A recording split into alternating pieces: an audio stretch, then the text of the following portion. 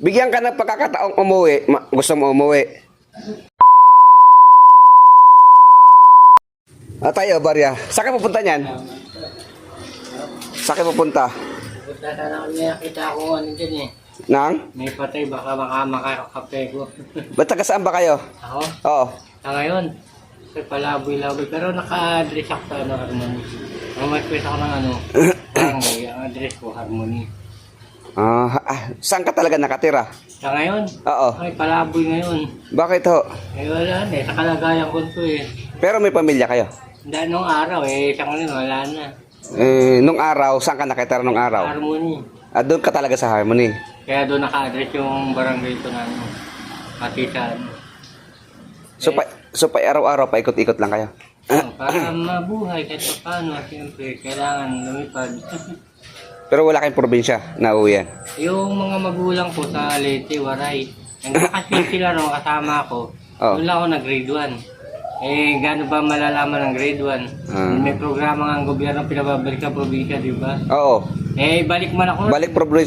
Balik probinsya program kay Bongo yon. Oo, yun. Ibig sabihin eh, dalhin man ako ron eh, lalaboy lang rin ako. Mainam pa rito kahit paano eh. Hindi, mas maganda sa probinsya tayo. Bakit? Makakakain ka ng mga sariwang gulay. Oo nga, eh, ibig sabihin eh, wala naman akong Kahit na hindi ka magagala ron. Kasi alam mo bakit? Naranasan ko kasi nagprobinsya, malit pa lang ako. Ngayon, nakauwi ako last time itong May ng probinsya.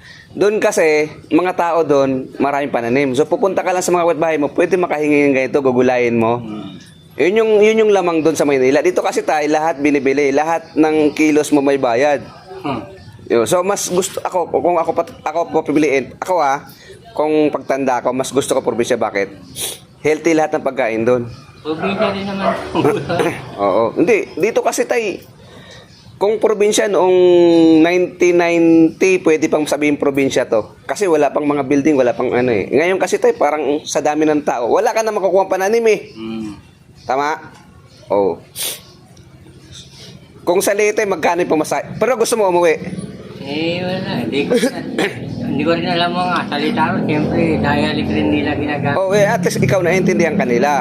Pero tayo kasing mga... Ako, sabihin kong dayo lang ako sa Maynila. Kasi laking probinsya din ako.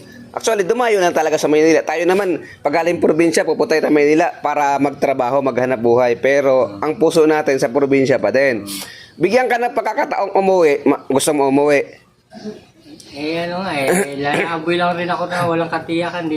Dito na lang ako sa Bulacan kahit pa paano eh. Mula grade 2, dito na ako lumaki. So dito ka na, gusto mo talaga na lang dito sa Bulacan. Ito na lang, oh. Pero may